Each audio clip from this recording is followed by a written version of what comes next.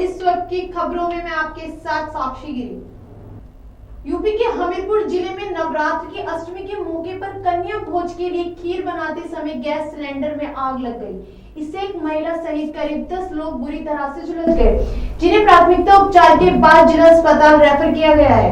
मामला है हरिपुर जिले के सुमेरपुर थाना क्षेत्र के रामनगर मोहल्ले का, जहां एक निवासी राजा राम प्रजापति के आंगन में कन्या भोज के लिए खीर बनाई जा रही थी।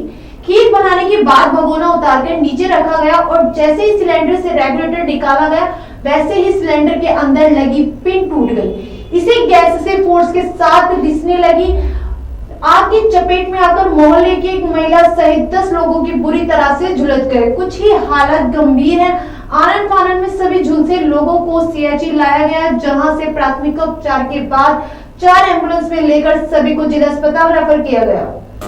उसमें सिलेंडर में लीकेज था, खाना बनाते समय घटना हुई है, जिसमें 10 लोग झुलस गए हैं और उनको बेहतर उपचार के लिए 6 लोगों को कानपुर हाईलाइट रेफर किया गया। बाकी के 4 लोग यहीं इलाज करा रहे हैं। Bureau report, news 1 Hindustan, Hamirpur, Uttar प्रदेश।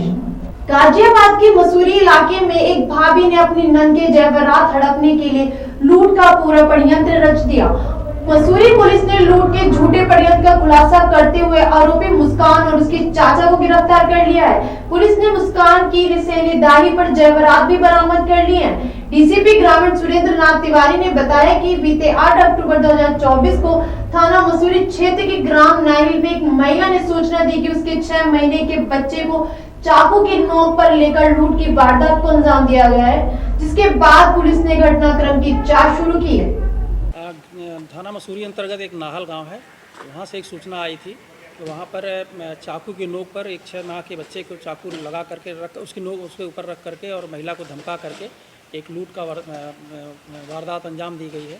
इस सूचना पर तत्काल थाने की पुलिस और हमारी एसओजी की टीम भी और अन्य अधिकारी भी मौके पर पहुंचे थे। उसकी छानबीन की गई थी।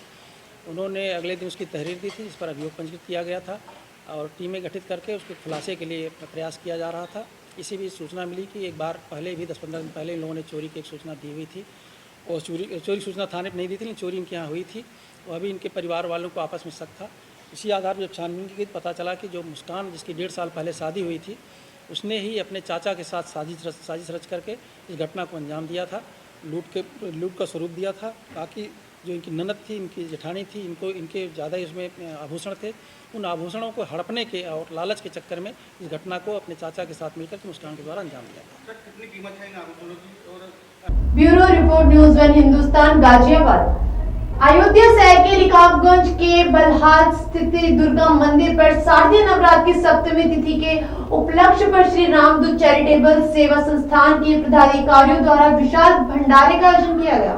भंडारे का आयोजन महिला चिकित्सालय रोड पर आयोजित हुआ, जिसमें बड़ी संख्या में लोगों ने हलवे का प्रसाद ग्रहण किया। वहीं भंडारे का कार्यक्रम हर वर्ष की तरह इस वर्ष भी सर्वकारी शैली तिवारी सहयोगी श्रद्धा तिवारी सहयोगियों के द्वारा किया गया।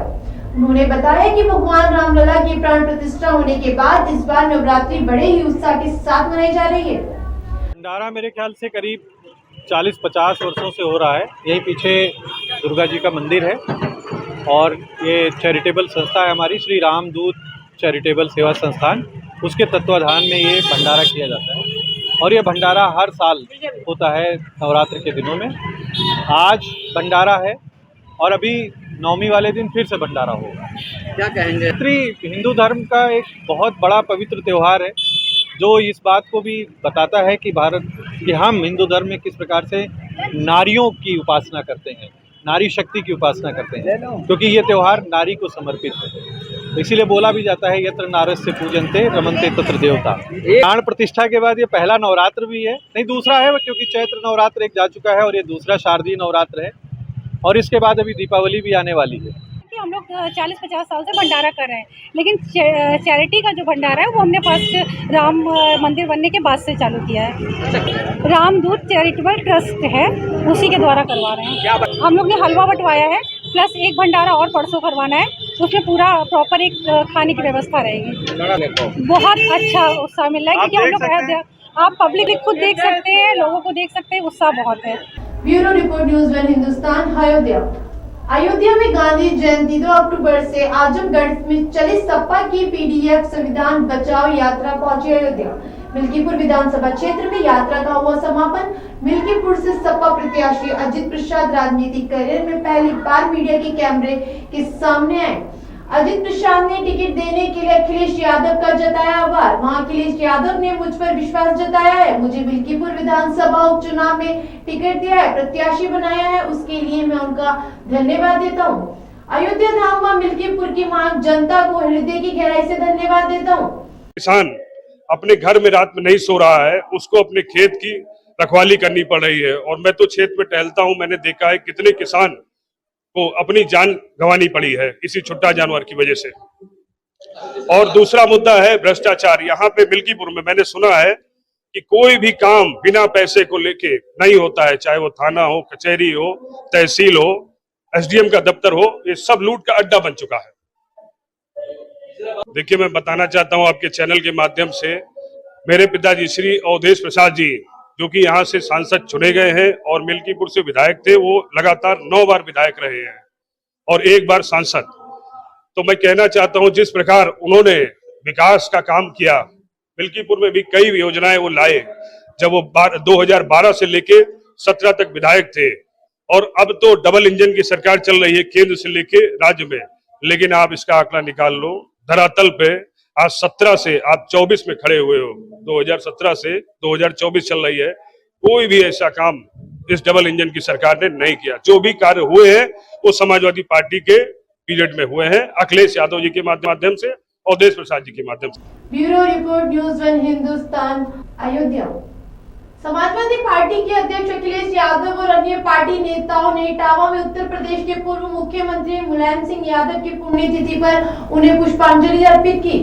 समाजवादी पार्टी के प्रमुख अखिलेश यादव ने कहा, आज जब हम नेताजी मुलायम सिंह यादव को याद कर रहे हैं तो हमें एक और दुखद समाचार मिला है कि उद्योगपति रतन टाटा हमारे बीच नहीं रहे। एक उद्योगपति और एक ऐसे समूह जिससे इस देश की अर्थव्यवस्था में बहुत योगदान दिया है। जहां हम लोग आज नेताजी को याद कर रहे हैं, वहीं दूसरी दुखद खबर भी मिली है कि देश के बड़े कारोबारी उद्योगपति रतन टाटा जी भी हमारे बीच नहीं रहे हैं। एक ऐसे उद्योगपति जिन्होंने अपना और उस समूह ने देश की अर्थव्यवस्था में बहुत बड़ा योगदान दिया है। आजादी से पहले और आजादी के बाद से टाटा समूह ने बहुत बड़ा देश की आर्थिक स्थिति को सुधारने में और आर्थिक तरक्की के लिए बड़ा योगदान किया है। वहीं रतन टाटा जी से व्यक्तिगत रूप से भी हमारे कई बार मुलाकात हुई है। उनकी सोच और उनका विजन यही रहा है कि कारोबार करते समय असूलों के साथ कोई समझौता नहीं, उसूलों से कारोबार करने के लिए और अपने लाभ का, समाज के कल्याण के जिस तरीके से उन्होंने लाभ का पैसा लगाया है और लोगों का, आम लोगों का कल्याण कैसे हो उस दिशा में एक उदाहरण पेश किया, ऐसे उद्योगपति को भी हम लोग याद करते हैं, रतन टाटा जी को।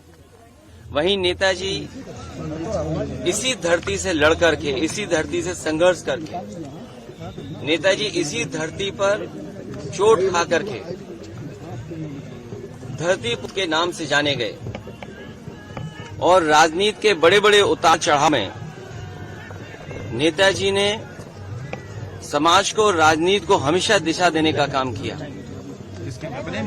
जो समाज में आर्थिक, सामाजिक, राजनीतिक चेतना थी उसको जगाने के लिए और देश को समाजवादी विचारधारा से जोड़ करके चलने के लिए उन्होंने जो रास्ता दिखाया है, उसी रास्ते पर हम समाजवादी लोग चल रहे हैं। और आज के दिन जब नेताजी को हम लोग याद कर रहे हैं तो संकल्प लेते हैं कि समाजवादी मूल्य को और समाजवादी सिद्धांतों को और बढ़ा करके लोगों के जीवन में कैसे बदलाव आए, नेताजी ने पूरा जीवन अपना संघर्ष इसी में निकाल कि जी के साथ साथ उनके लोगों bureau report news one Hindustan Delhi. बने रहे खबरों में, देखते रहे न्यूज़ वन हिंदुस्तान। नमस्कार। आप देख रहे हैं न्यूज़ वन हिंदुस्तान।